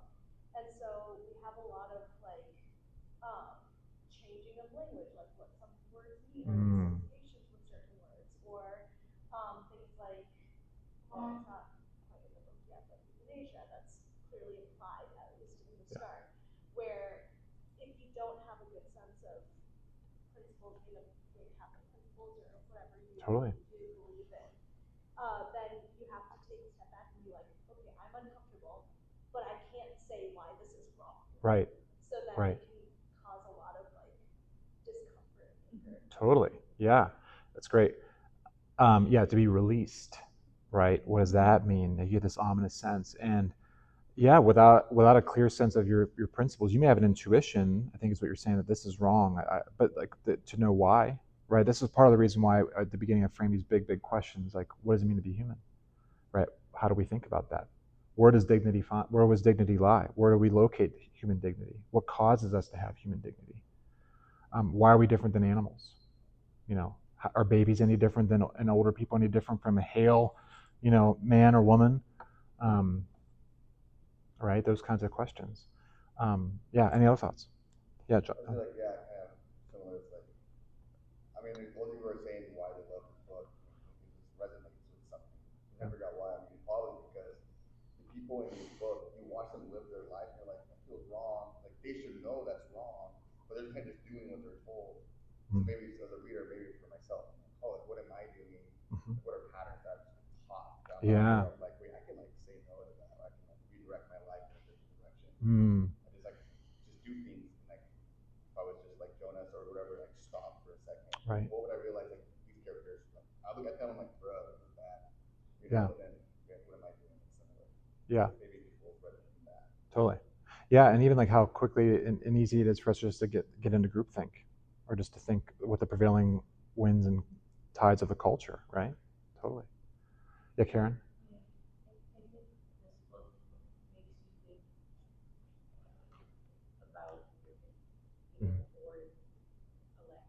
Yeah. It was interesting because I was playing an audible in my car. There was somebody in my car who was struggling with their faith. It was very interesting, their response to it. To this book? Yeah. Wow. And they started thinking about things like, Totally. well, you know, and I don't want to ruin it for anybody who hasn't read it. Yeah. Just concepts of it where they were like, wow, I never thought that way before. Totally. So I think it's totally. This is like what you're saying, like a response. Yeah. Where it's like, okay, I have faith, and this is like affirming my faith or lacking faith, but it's making me think. Totally. It was interesting you said she was agnostic. Yeah, I know. Because there's some very deep Christian Yeah. values in here. Totally. Well, she was raised a Protestant. She was agnostic. She's still alive. She's like 89, I think. Yeah. Certainly.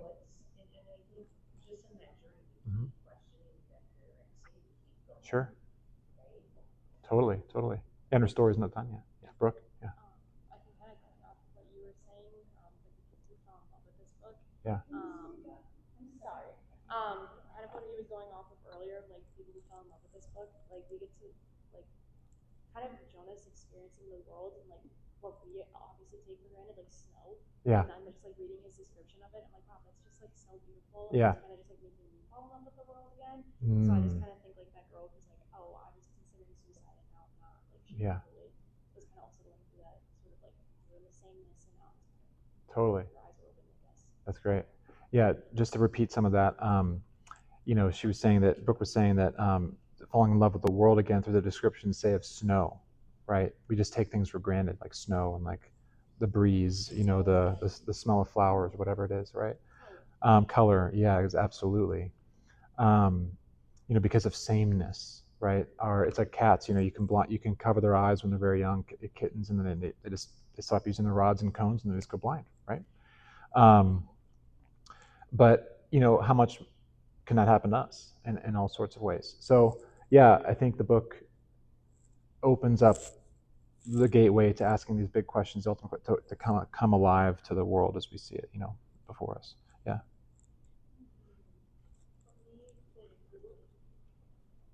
it's like that the society is so restricted, and there are many rules, and everything is just well planned, and everybody knows what is going to happen. Yeah.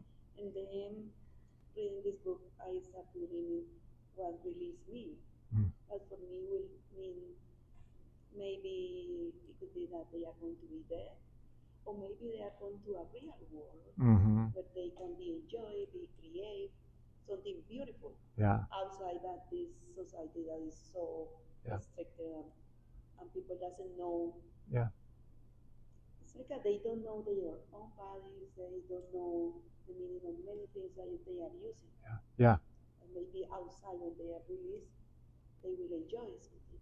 Yeah. It's like there is a movie where there is this group of people that are living the perfect life, but they are use the organs for other people that is living outside. And then there is a movie, and when they win the lottery, they are going outside to this city, but what they are really doing is going outside to donate the organs for the person that is living outside there. It's like a clones. Yeah. Is it Otherworld or? The liver, and then you win the lottery, but you are going to give your liver and Yeah. liver to them. Is that the Anthony Hopkins movie? I don't know. Yeah, I think it. Yeah. And the real world is outside. Yeah. Wow. That's society. Yeah, that's really interesting. Yeah, so there's a lot we don't know yet about where people are released to and all those sorts of things. So we'll definitely be exploring that. Other thoughts on sort of, well, let me move into this space. I mean, this kind of, we're already in the second question. How would you describe the world that Lowry has constructed?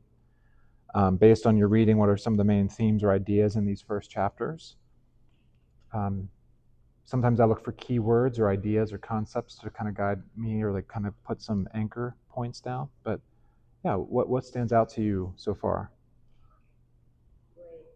Say it again. Very gray world. Gray world. Yeah. Lacking in color. Yeah, Paul. Sanitized. Yeah. Jen. I think it relates to your thing about why it feels, especially young people, so all over the streets, it's like 6:30, 7. But and one of the things is the young people. I say the young people are so different from the older people, with the exception of one or two probably. But they're real, they're friendly, they're lively, they're sensitive, they're thoughtful. Whereas all the adults in here are so wooden. I mean, it's one of those great novels where the parents suck. But the adults do.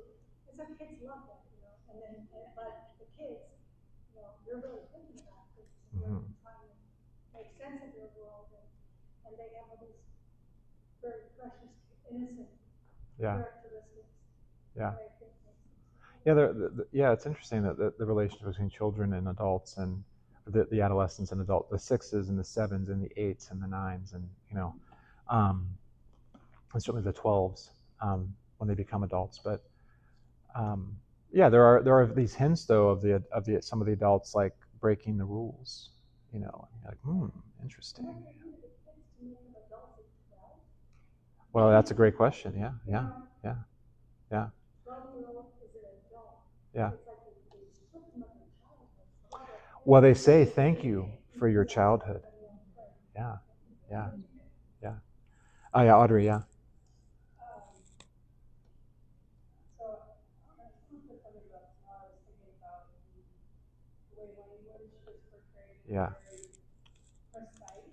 Yes. They're very big on precision, but really it's not just the language, it's everything.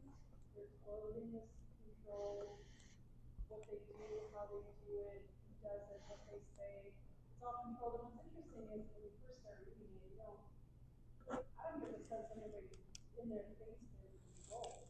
It's nice. So this world presents very nicely initially, and it's only through the description of what Jonas sees and hears and kind of notices about the distinctions between what should be, what the rules are, and what people actually do or not, you start to see that, well, maybe it's not so perfect. Yeah. But it starts out as being, Yeah. even though they're really quite controlled. Yeah. You don't see that. Yeah, I think they call it sameness, right? Sameness. And I think raising the matter of language is huge, I think, here. The emotions. We're going to talk about actually memory and language through all of our books. That is a through line. So definitely notice that. Memory, language, the function of language. As far back as Plato and certainly in the Bible and in the Christian tradition, the Catholic tradition, we are realists when it comes to language, philosophical realists. And by that, it means when we give names to things, it's because they have essence. Those names participate in the reality of that thing. And for us, language is not merely a social construction. Because if language is merely a social construction, the people in power get to decide. This is the great gift that Michel Foucault, the French philosopher, mid-20th century, gave to the West, among others, the deconstructionists, right? And there's all sorts of precursors to that. By the way, it's not to say he didn't say anything good. He did. But where we live now is language is a technology that we use to just patchwork ourselves, And so, in a certain sense, like Babel, language has been scattered, right? So language is a big theme. Memory is a big theme in all of our books. Huge, huge, huge. So that's really, really important. Let's talk about Jonas a little bit. How would you describe Jonas? There's so many, and by the way, let me just simply say, this first introductory session is what it is, an introductory session. We start a little bit later to get things settled. I'm introducing the theme, but we're gonna have a lot more. You'll see the next session study guide is just discussions. You'll have these guiding questions on the back of this for the next chapters, and then you'll have guiding questions for the next book. So we're going to have a lot more time dedicated to really getting into the text a bit more. So we can probably spend some time in the first part of the book. It's a short enough book, but let's talk about Jonas a little bit. So what do you make of Jonas?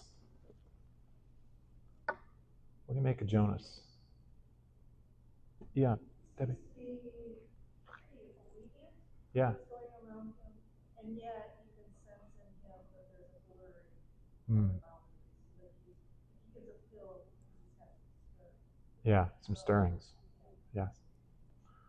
Yeah, I reread that. I was like, oh, she's talking about puberty and falling in love. I'm like, well, I guess that's a good word for it.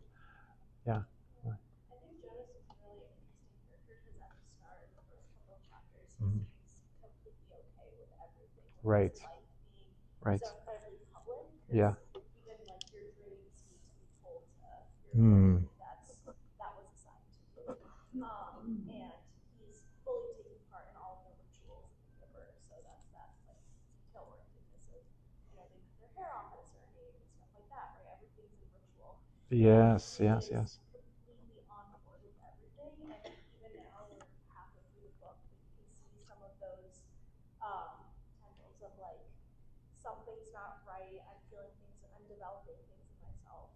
Yeah. Just don't comply with the world around me. Yeah. Yeah. Yeah, it's great. Other thoughts? Yeah.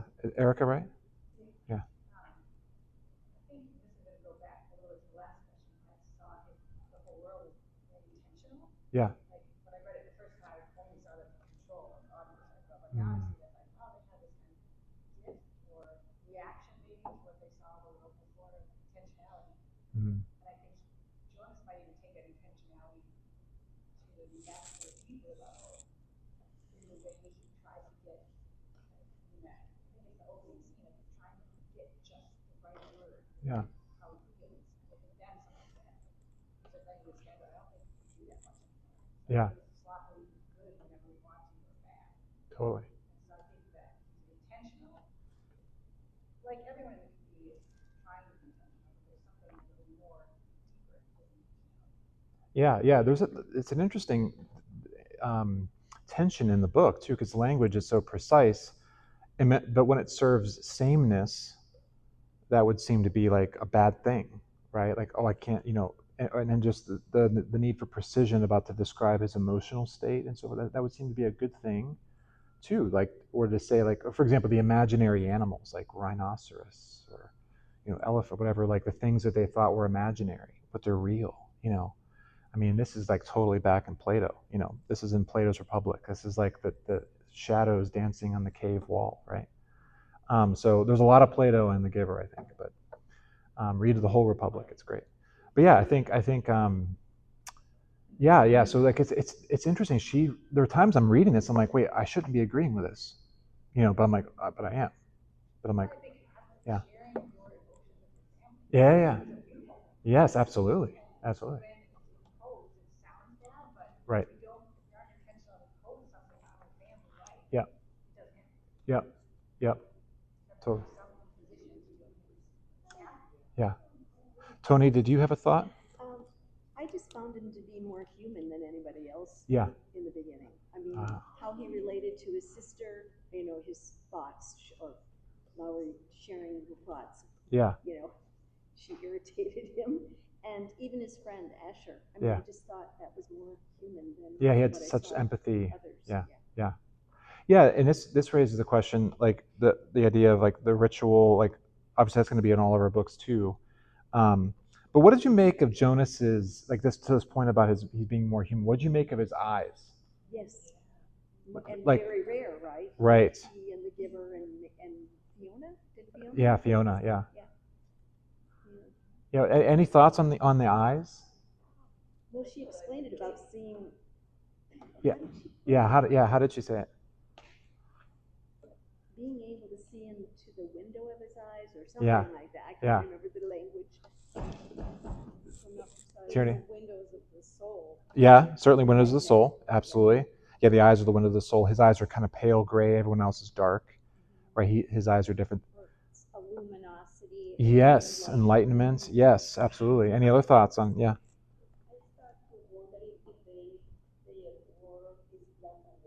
Yeah. Yeah.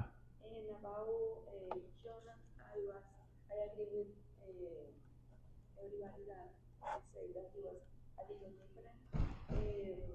What I found in him was a natural curiosity. Yeah. That it's just the writer just show his curiosity, like his obedience, and his place in that society. But he's still thinking. Yes. And then he is thinking about what he's thinking, and then it's showing a different level than the following the rules and being obedient.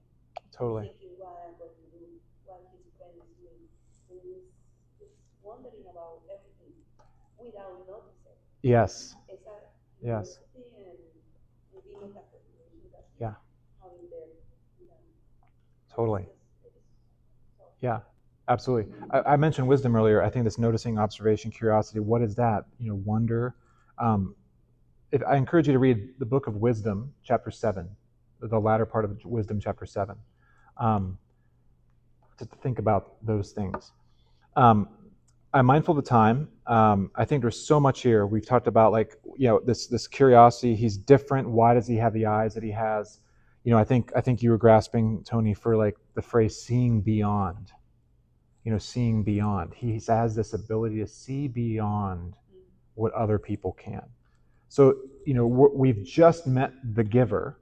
We've just met the Giver, who is played by Jeff Bridges in the film. We're going to watch the film on our last session. So it'll be very interesting to kind of come full circle and see how they adapt the book to the film. So we'll have that in here. Of course, we'll have all of our sessions in here. But seeing beyond, there's like kind of a prophetic gift, something maybe there. So there's a lot. It's very evocative, very, very beautiful. and very interesting. So I don't know, back to that introduction, I can see how people would be so moved by this book. We'll have to figure out if the person was saying Jesus would be ashamed of you is right. I don't know. Jesus liked apocalyptic literature. Last I checked, he read it. But anyway, so we're going to end here. I'm going to say a quick prayer. We're going to just and then if you want to resume and have a hangout time at the Vintage Brewing Company, we're just going to hang out there and have a nice time. So let's pray. In the name of the Father, and the Son, and the Holy Spirit, amen. We give you thanks, O Lord, for this day, for this night together. We thank you for this introductory session. We thank you for these big questions, these deep questions that we're just probing, that, Lord, we're not the first to do it. We thank you for just the people that have come before us who help us to remember where we've come from, who we are, and where we're going. Would you continue to move and work in our hearts, in our minds, in our imaginations by your Holy Spirit? Help us to know your world, to be closer observers of your world, to take wonder in your world, to pursue a heart of wisdom, to see through this literature something that you would have us to see, such that maybe we can write Lois Lowry our story. And so would you just continue to move and work by your Holy Spirit in our hearts? Would you help us to imagine as Christians, as Catholics, more of how to assimilate all that is true and good and beautiful from our literature in this book study this summer. We pray this through Christ our Lord. Amen. In the name of the Father, and Son, and Holy Spirit. Amen. Have a great evening. Yeah. Thank you for coming. See you next week. We'll finish The Giver.